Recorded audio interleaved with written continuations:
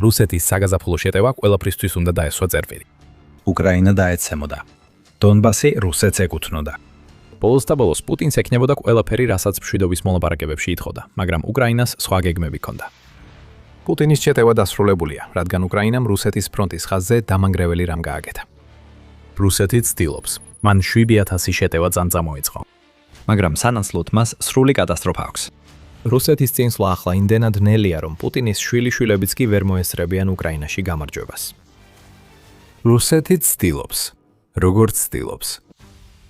Deep State-ის მიხედვით რუსეთის შეტევითი ტემპის სტატისტიკური ანალიზი აჩვენებს, რომ მაისის განმავლობაში რუსეთის შეტევითი ოპერაციების მოცულობა 27.5%-ით გაიზარდა. ეს იყო პუტინის დიდი შეტევა. რამდენიმე მძიმე თვის შემდეგ, როდესაც რუსეთის დაახლოებით 70,000 ჯარისკაცი დაიღუპა გაზაფხულის შეტევის საწყის ეტაპებზე, შეტევების რაოდენობის ეს ზრდა საბოლოოდ უნდა გაეტეხა უკრაინა. მაისის ბოლოსთვის რუსეთმა უკრაინაზე 7,000-ზე მეტი შეტევა განახორციელა. ეს ძალის დემონსტრირებას უნდა ემსახურებოდეს. მაგრამ როცა ამ დარტყმების შედეგებს უყურებ, სინამდვილეში სასოწარკვეთილებას ხედავ. მიუხედავად გაზაფხულის შეტევის მასშტაბების გაზრდისა, რუსეთმა ტერიტორიულ ფრონტზე პრაქტიკულად ვერაფერი მიაღწია. მაისის ბოლოსთვის რუსეთის განახლებული შეტევის შედეგად მხოლოდ 14 კვადრატული კილომეტრი უკრაინის ტერიტორია ჰქონდა მოპოვებული. სწორად გაიგეთ, 14 კვადრატული კილომეტრი. საგულისხმოდ The Measure of Things-ის მიხედვით ეს ტერიტორია დაახლოებით ლოს-ანჯელესის საერთაშორისო აეროპორტის ზომისა. ასე რომ რუსეთმა ფაქტობრივად მოახერხა აეროპორტის ზომის მიწის დაპყრობა ერთ თვეში, როცა მან უკრაინაზე უფრო მეტი შეტევა განახორციელა, ვიდრე 2026 წლის ნებისმიერ სხვა პერიოდში. ეს უბრალოდ ცუდი შედეგი არ არის. ეს იმდენად კატასტროფულია, რომ პუტინი რამდენიმე სიცოცხლესაც რომ იცხოვროს, მაინც ვერასდროს იხილავს უკრაინის დაცემას. მისი შვილიშვილებიც კი ამ დროს ისე უყურებენ, როგორ იმსხვრევიან რუსი ჯარები უკრაინის თავდაცვაზე. და მალე ჩვენ მათემატიკურადაც გაჩვენებთ, რამდენად ცუდად არის საქმე რუსეთისთვის. მანამდე კი კიდევ უფრო მეტი იმის შესახებ, თუ რამდენად დიდი მარცხია ეს ყველაფერი რუსეთისთვის. ქვეყნის წინსვლა ახლა იმდენად ნელია, რომ ტერიტორიული მოგების მხრივ რუსეთი უკვე წითელ ზონაშია. უკრაინა ახლა უფრო მეტ ტერიტორიას ათავისუფლებს, ვიდრე რუსეთი ითვისებს. ეს ერთხელ უკვე მოხდა 2026 წელს, როდესაც აპრილში რუსეთმა ტერიტორიის წმინდა დანაკარგი 116 კვადრატული კილომეტრი დააფიქსირა. მაგრამ სულ მცირე, რუსეთს აპრილში თავისი შეტევების შედეგად უფრო მეტი ოკუპირებული ტერიტორია ჰქონდა საჩვენებლად. Euromaidan პრესისა და United 4 მედიის მიხედვით, მაისში რაც ვიხილეთ, ყველა არასწორი მიზეზით რეკორდული იყო რუსეთის თვალსაზრისით. რუსეთ ასეთი თვე არ ჰქონია უკრაინის 2023 წლის კონტრშეტევის შემდეგ, იმ პერიოდში, როდესაც რუსეთი თავდაცვაზე გადავიდა. იმ დროს ტერიტორიის აღება მეორე პლანზე გადაიდო, სანამ კონტრშეტევა არ დასრულდა. ეხლა ტერიტორიის აღება რუსეთის პრიორიტეტების სიაში პირველ ადგილზეა, მაგრამ პროგრესი ისეთივე ნელა მიმდინარეობს, როგორც მაშინ, როცა საერთოდ არ ცდილობდა შეტევას. ეს უბრალოდ ცუდი კი არ არის, ეს დამამცირებელია. ამ ინფორმაციის დიდი ნაწილი მოდის Deep State-ისგან, რომელიც ღია წყაროების სამხედრო ანალიტიკოსია და მუდმივად აწვდის განახლებებს უკრაინაში არსებულ მდგომარეობაზე. Telegram-ის პოსტში Deep State-მა გააზიარა დეტალები და მცირე შენიშვნა დაურთო თავის მონონაცემებს. უნდა გავითვალისწინოთ, რომ უსაფრთხოების მიზნით ჩვენ უკრაინის თავდაცვის ძალების წინსვლას დაგვიანებით ვაჩვენებთ. ამიტომ დეტალების გარეშე მზად ვართ განვცხადოთ, რომ ეს არის პირველი თვე ბოლო წლებში, 2023 წლის კონტრშეტევის შემდეგ, როდესაც ოკუპირებული ტერიტორიის ზრდა კაცაბებისთვის უარყოფითი გახდა, განაცხადა Deep State-მა. კაცაბები არის შეურაცხყოფელი სიტყვა, რომელიც გამოიყენება რუსი ჯარისკაცების აღსაწერად. განცხადებაში ნათქვამია, რომ მონაცემები ჯერ 100%-ით დადასტურებული არ არის, რადგან კიდევ რამდენიმე დღეა საჭირო უკრაინული მოქმედებების დასაფიქსირებლად. მაგრამ მოდი ვაღიაროთ პუტინ. როცა საბოლოო მონაცემები გამოცხადდება, შენი არმიის მდგომარეობა ბევრად უკეთესი არ იქნება. შეიძლება საბოლოოდ მდგომარეობა კიდევ უფრო გავარესდეს, განსაკუთრებით თუ უკრაინა მაისის ბოლოსკენ კიდევ რამდენიმე კონტრშეტევა განახორციელა.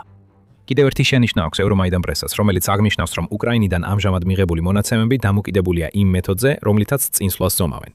კერძოდ ის აღნიშნავს, რომ ფრონტის დიდი ნაწილი ახლა ნაცრისფერი ზონაა, სადაც არც ერთ მხარეს აქვს საბოლოო კონტროლი. რუსეთი აგზავნის დივერსიულ ჯგუფებს ამ ნაცრისფერ ზონებში რათა შექმნას კონტროლის ილუზია და მალე განვიხილოთ, როგორ უბრუნდება ეს სტრატეგია მათვე წინააღმდეგ. თუ ამ დივერსანტებს ჩათვლიდნენ, რუსეთი მეტ ტერიტორიაზე განაცხადებდა პრეტენზიას, მაგრამ ისინი არ ითვლებიან და არც უნდა ითვლებოდნენ. მცირე რაოდენობის ჯარისკაცები, რომლებიც სადღაც დამალულები არიან, ტერიტორიის კონტროლს ანიშნავს. ეს უბრალოდ ნიშნავს, რომ რუსები ცდილობენ გადარჩენას ნაცრისფერ ზონებში, სანამ უკრაინა მათ ეძებს. Deep State-ი ერთადერთი ანალიტიკოსი არ არის, ვინც რუსეთის გაზაფხულისა და ზაფხულის შეტევის მძიმე მდგომარეობაზე წერს. ომის შესწავლის ინსტიტუტს, ანუ ISW-ს, პუტინისთვის არანაკლებ დამთრგუნველი სიახლეები აქვს საკუთარი ანალიზის საფუძველზე. 28 მაისის ანგარიში ISW-მ განაცხადა, რომ რუსეთის პრეზიდენტს აწვდიან რუკებს, რომლებზეც რუსეთის წინსვლა მნიშვნელოვნად გადაჯარბებულია, რაც ნიშნავს, რომ ყველაფერი, რასაც ის ხედავს, მის შეტევაზე მცდარ წარმოდგენას უქმნის. ისევ საქმე ეხება ნაცრისფერ ზონებს. თუ მხოლოდ ერთი რუსი ჯარისკაცი მოახერხებს დასახლებაში დამალვას, რუსეთი იქცევა ისე, თითქოს ეს დასახლება უკვე მისია. ეს რიცხვებშიც ჩანს. ISW-ს მიხედვით, იანვრის დასაწყისიდან 26 მაისამდე პერიოდში რუსეთმა შეძლო მხოლოდ 104 კვადრატული კილომეტრი უკრაინის ტერიტორიის საბოლოოდ დაკავება. გაყავით ეს 5-ზე და მიიღებთ საშუალოდ დაახლოებით 20.8 კვადრატულ კილომეტრს თვეში. ამავე პერიოდში რუსმა შემოღწეულმა ჯგუფებმა შეძლეს უკრაინის ტერიტორიაზე 628 კვადრატული კილომეტრის სიღრმეში შეღწევა. მაგრამ კიდევ ერთხელ, ეს კონტროლი არ არის. ეს უბრალოდ ნიშნავს, რომ ნაცრისფერ ზონებში არიან იზოლირებული ჯარისკაცების ჯგუფები, რომლებიც ცდილობენ გადარჩენას და ხშირად ვერ ახერხებენ ამას. შედარებისთვის, ISW-ის მტკიცებით, რუსეთმა 2025 წლის პირველ 5 თვეში უკრაინის 1619 კვადრატული კილომეტრი დაიკავა. თუნდაც იმ ნაცრისფერი ზონების ჩათვლით, სადაც შემოღწეულები შევიდნენ, რუსეთმა 2026 წლის პირველ 5 თვეში ორჯერ ნაკლები ტერიტორია დაიკავა, ვიდრე 2025-ში. თუ ამ არაკონტროლირებად ნაცრისფერ ზონებს ამოვირებთ გათვლიდან, რუსეთმა ფაქტობრივად ვერაფერი მოიპოვა 10,000-ობით მსხვერპლის შემდეგ. მოდით უფრო ღრმად ჩავუღრმავდეთ ციფრებს. უკვე გითხარით, რომ პუტინის შვილიშვილებიც კი ვერ მოესწრებიან იმ დღეს, როცა რუსეთი უკრაინას დაამარცხებს ამ ეტაპზე. ეს ტყუილი არ ყოფილა. თუ რუსეთი დონბასის რეგიონში შენარჩუნებს წინსვლის ამჟამინდელ ტემპს, თვეში 14 კვადრატული კილომეტრი 10 წლეულები, ან თუნდაც საუკუნეები დასჭირდება, სანამ რუსეთი სრულად დაიკავებს ამ რეგიონს. ამჟამად რუსეთს დონეცკის რეგიონში ჯერ კიდევ 6000-დან 7000-მდე კვადრატული კილომეტრი აქვს დასაკავებელი. ეს დონბასის ის ნაწილია, რომელიც რუსეთმა უნდა დაიკავოს, სანამ თავს ამ რეგიონის მფლობელად გამოაცხადებს. გაზაფხულის შეტევა ძირითადად ამ რეგიონზეა კონცენტრირებული და ის 7000-ზე მეტი ერიში, რომელიც რუსეთმა მაისში წამოიწყო, უმეტესად უშედეგო აღმოჩნდა, რადგან პუტინის ხელქვეითები უპირისპირდებიან იმ ძლიერ თავდაცვას, რომელიც უკრაინამ დონეცკის ციხესიმაგრე ქალაქების ხაზში ააგო. შუაში გავიყოთ ვთქვათ, რომ რუსეთს დონეცკში დასაკავებლად დაახლოებით 6500 კვადრატული კილომეტრი დარჩა. ამჟამინდელი წინსვლის ტემპით რუსეთს დონეცკის საბოლოოდ დასაკავებლად 464 თვე დასჭირდება. ეს დაახლოებით 38.7 წელი შეადგენს, თუ ვივარაუდებთ, რომ ამიერიდან რუსეთი ყველა ახალ ტერიტორიას დონეცკში აირებს. კარგი, ასე რომ პუტინი იმ დროისთვის უკვე გარდაცვლილი იქნება, მაგრამ მის შვილიშვილებს და შესაძლოა შვილებსაც კი ეყოფათ სიცოცხლე, რომ ერთი პატარა უკრაინული რეგიონის დაცემა იხილონ. ეხლა პუტინისთვის ვითარებას ბევრად უფრო გავაუარესებთ. ამჟამად Reuters-ის მიხედვით რუსოსთეთი უკრაინის დაახლოებით 20%-ს აკონტროლებს. უკრაინა პატარა ქვეყანა არ არის. რომ ყველაფერი აიღოს, რუსეთმა უნდა დაიკავოს 603,550 კვადრატული კილომეტრი ტერიტორია. ამ ტერიტორიის 80% ჯერ კიდევ დარჩენილია, რაც შეადგენს 482,804 კვადრატულ კილომეტრს. ხო, ეს უკვე ცუდად გამოიყურება პუტინის გვარისთვის. თუ ამ რიცხვს გავყოფთ თვეში 14 კვადრატულ კილომეტრზე, მივიღებთ 33,488,6 თვე ბრძოლისთვის, რაც რუსეთს სჭირდება უკრაინის სრულად დასაკავებლად. ეს არის 2864 წელი. რაც იმ დროისთვის პუტინის გენოფონდიდან იქნება წარმოშობილი, შეიძლება ვერც კი იცოდეს, რომ პუტინთან ნათესაობა აქვს. იწყებს ისეთი შეგრძნება ჩნდება, რომ უფრო მეტად ვიხილავთ სამყაროს თერმულ სიგნალს, ვიდრე ვიხილავთ რუსეთს უკრაინაში, იმ საბოლოო გამარჯვებას, რომლის ნახვაც პუტინს ასეთ ძალიან სურს. ცოტა ირონიულად ვამბობ ამას. რა თქმა უნდა, უკრაინის ომი ცვალებადია და ის 14 კვადრატული კილომეტრი მაისში არ ნიშნავს, რომ რუსეთი ამიერიდან თვეში მხოლოდ ამდენ უკრაინულ მიწას დაიკავებს. იქნება თვეები, როცა რუსეთი მეტ ტერიტორიას დაიკავებს. და იმის მიხედვით, რაც 2026 წელს უკრაინისგან ნახეთ, იქნება თვეები, როცა რუსეთი ტერიტორიულ ბრძოლაში წაგებულ მხარეს აღმოჩნდება. მაინც რუსეთს მსოფლიოში ერთ-ერთი ყველაზე ძლიერი არმია უნდა ჰყავდეს. მაგრამ მაისში მან 7000-ზე მეტი შეტევა წამოიწყო და 1500 დაკარგა მხოლოდ იმისთვის, რომ აეროპორტისთვის საკმარისი მიწა დაეკავებინა. კვერცხი, გაიცანი პუტინის სახე. რუსეთის სირცხვილი ყველასთვის აშკარაა, რადგან პუტინის ფრონტის ხაზი აშკარად ინგრევა. მაგრამ ეს მთავარ კითხვამდე მიგვიყვანს. როგორ მოხდა ეს? ვითომ სამხედრო ზესახელმწიფო პატარა მოთამაშედ იქცა და ის ამბავი თუ როგორ გახდა 14 კვადრატული კილომეტრი რუსეთის მაქსიმუმი მაისში, ერთნაირად ასახავს როგორც რუსეთის სრულ უუნარობას, ასევე უკრაინის თავდაცვის მომაკვდინებლობას. ახლა ორივეს განვიხილავთ. მაგრამ სანამ ამას გავაკეთებთ, სწრაფად შეგახსენებთ, რომ თქვენ უყურებთ სამხედრო შოუს. თუ მოგწონთ ის, რასაც ხედავთ, არ დაგავიწყდეთ არხის გამოწერა. ჩვენ ყოველდღიურად ვაქვეყნებთ ვიდეოებს უკრაინის ომზე და სხვა სამხედრო მოვლენებზე მსოფლიოში. პირველ რიგში რუსეთის ტაქტიკური შეცდომები. ჩვენ უკვე ვახსენეთ რუსეთის ინფილტრაციის ტაქტიკა. სტრატეგია, რომელიც 2025 წელს გამოჩნდა, მარტივია. იმის ნაცვლად, რომ წამოეწყოთ ისეთი მასშტაბური მექანიზებული შეტევები, რომლებიც ომის პირველ რამდენიმე წელს ახასიათებდა, რუსეთი ახლა ამჯობინებს მცირე დანაყოფების გაგზავნას, ხშირად სულ რამდენიმე ჯარისკაცით, ნაცრისფერ ზონებში. მათი ამოცანები მარტივია. ისინი პოულობენ სადმე დასამალ ადგილს და იმედოვნებენ, რომ დახმარება მოვა. ამასობაში რუსეთი ამ შეღწევებს იყენებს იმისთვის, რომ საკუთარი ძალების რაოდენობა გაზარდოს და რუსული წინსვლა უფრო შთამბეჭდავად წარმოაჩინოს, ვიდრე სინამდვილეშია. ზოგიერთი მიიჩნევს, რომ ეს მიდგომა უკრაინისთვის უფრო საშიშია, როგორც ახალი უკრაინის ხმა ითხოვინებოდა 3 მაისს. უდაოდ უფრო მშვიდია. ჯარისკაცებს აღარ აგდებენ ხორცსაგებში ისე როგორც ადრე, რადგან რუსეთის ჯარისკაცები ღამით გადაადგილდებიან და რადიოკომუნიკაციას მინიმუმამდე ამცირებენ. ისინი ცდილობენ ბადეში გაეპარონ, ვიდრე ბადენ თლიანად გაანადგურონ. მაგრამ სწორედ ეს შეხტოვის სტრატეგიაა ერთ-ერთი მთავარი მიზეზი იმისა, რომ რუსეთის მიერ მოპოვებული რეალური ტერიტორიული მიღწევები ისეთივე მწირია, როგორიც ახლა ვხედავთ. როგორც United 24-ით მედია აღნიშნავს, შეხწევის მეთოდის მთათოდის მთავარი უპირატესობა 2025 წელს ის იყო, რომ უკრაინა ამისთვის მზად არ იყო. რუსეთმა შეძლო წინ წაწევა მცირე დანაყოფების გამოყენებით და შემდეგ წლის განმავლობაში ამას მოჰყვა უფრო მასშტაბური შეტევები. ეს 2026 წელს აღარ ხდება. უკრაინა კარგად იცნობს იმას, რასაც რუსეთი აკეთებს. რაც ნიშნავს, რომ იმ რამდენიმე შემოპარულს, რომლებსაც რუსეთი ახლა აგზავნის, იშვიათად თუ მიაღწევენ მიზანს, სანამ უკრაინის დრონები გაანადგურებენ მათ. ისინიც კი ვინც აღწევს დანიშნულ ადგილამდე იშვიათად ძლებენ დიდხანს, რადგან კიდევ უფრო მეტი დრონი და ადგილზე მყოფი ჯგუფები მათ დასტევენ და ანადგურებენ. აქვე არის მინიშნება იმაზე, რა როლი აქვს უკრაინას რუსეთის მარცხში. დარჩით ჩვენთან, რომ გაიგოთ მეტი. მთავარი ისაა, რომ ოდესღაც არსებობდა ჭკვიანი რუსული სტრატეგია, რომელიც ახლა სტრატეგიულ ყოლფად იქცა პუტინის კისერზე. ყველა შემოპარული მხოლოდ ნაცრისფერ ზონებში მოძრაობს, სანამ დაიღუპებიან. ისინი რეალურად ტერიტორიას არ იპყრობენ. იმისთვის, რომ რუსეთმა უკრაინაში რაიმე რეალური ტაქტიკური წინსვლა მოახერხოს, მას სჭირდება მექანიზაციის გარკვეული ელემენტი, რათა თავისი შეხწევის სტრატეგია გაამყაროს. მაგრამ ეს პუტინისთვის კიდევ ერთი პრობლემაა. რუსეთს არ აქვს ის, რაც სჭირდება შეტევების გასაძლიერებლად. მხოლოდ 14 კვადრატული კილომეტრის წინსვლის მიღწევა 7000-ზე მეტი შეტევის ფონზე აჩვენებს რუსეთის სამხედრო ძალების სრულ დეგრადაციას, როგორც ტაქტიკურ, ასევე აღჭურვილობის დონეზე. რუსეთი ხედავს ამ დეგრადაციას და სასოწილად ცდილობს პრობლემის გადაჭრას. როგორ? სისხლიანი თალიბანთან ხელშეკრულებების გაფორმებით. თვლით, რომ ტერორისტები პუტინს დაეხმარებიან იმაში, რაც თავად არ შეუძლია. თუმცა როგორ ელოდება რუსეთი, რომ თალიბანი გააძლიერებს მის შეტევებს უკრაინაში, ეს არავინ იცის. არსებობს ნიშნები, რომ რუსეთს აქ გეგმა აქვს. United 24 მედიის მიხედვით, რუსეთმა თალიბანს შესთავაზა, რომ შეაკეთებს იმ საბჭოთა პერიოდის ტექნიკას, რომელიც მათ ამჟამად აქვთ. ეს არის ტექნიკა, რომელიც თალიბანმა ხელში ჩაიგდო რამდენიმე ათეული წლის წინ, როცა საბჭოთა კავშირს ებრძოდა. ეხლა რუსეთი სთავაზობს მის შეკეთებას და მიზეზი როგორც ჩანს ის არის, რომ შესაძლოა შეიქმნას იარაღის მცირე არხი, რომლითაც იარაღი რუსეთში დაბრუნდება. თუ ეს არის გეგმა, მაშინ რუსეთი ბევრს ვერაფერს ჩაიგდებს ხელში. თალიბანს მხოლოდ ძველი ტექნიკა აქვს, როგორიცაა T-55 და T-72 ტანკები და რამდენიმე ძველი ვერტმფრენი. ამ ტიპის ტექნიკა უკრაინის დრონებისთვის საკვებია.